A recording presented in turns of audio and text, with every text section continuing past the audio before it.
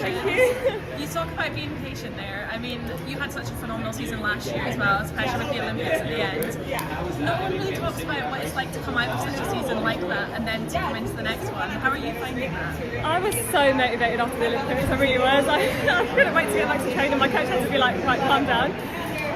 So motivated. A lot of people talk about the hangover of the Olympics. I don't feel that. I feel like I'm just starting my career.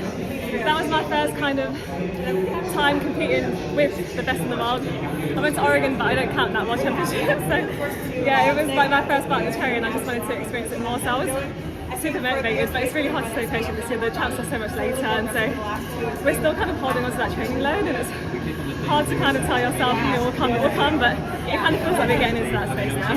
And in terms of 2025, how have you found it with training and health-wise? Yeah, it's been good. I started treatment this year for my MS, and so it's given me that kind of layer of security. I have got a bit of numbness on my right leg at the moment. I kind of lost my footing at the finish line, so I'll have to go watch that back and see what happens. Hopefully it's not my health, but you know, you don't think about it on the start line, especially with a crowd like this. I just forgot about it. I know I can hurdle with no feeling, so it's muscle memory, like I tell myself that. So I'm just so grateful to be, you know, on the stage. And when the rankings came up, I was like, oh my god, I'm top 20 in the world, that's crazy. So I'm just so privileged to be here, I really am. And we know you and Latvia were here in 2012 as volunteers.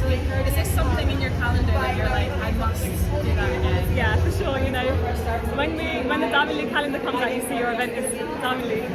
You kind of work towards it, so I'm so glad that I got the opportunity.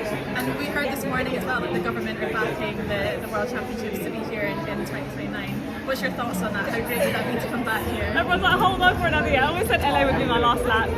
If my health holds up, which I'm hoping it will, I'll be 33. And Dylan Mohamed's 35 and smashing it, so I'm like, you know what, she can do it, I can do it. So I'll hold on for another year if we get it. But then that will be the last lap on the track.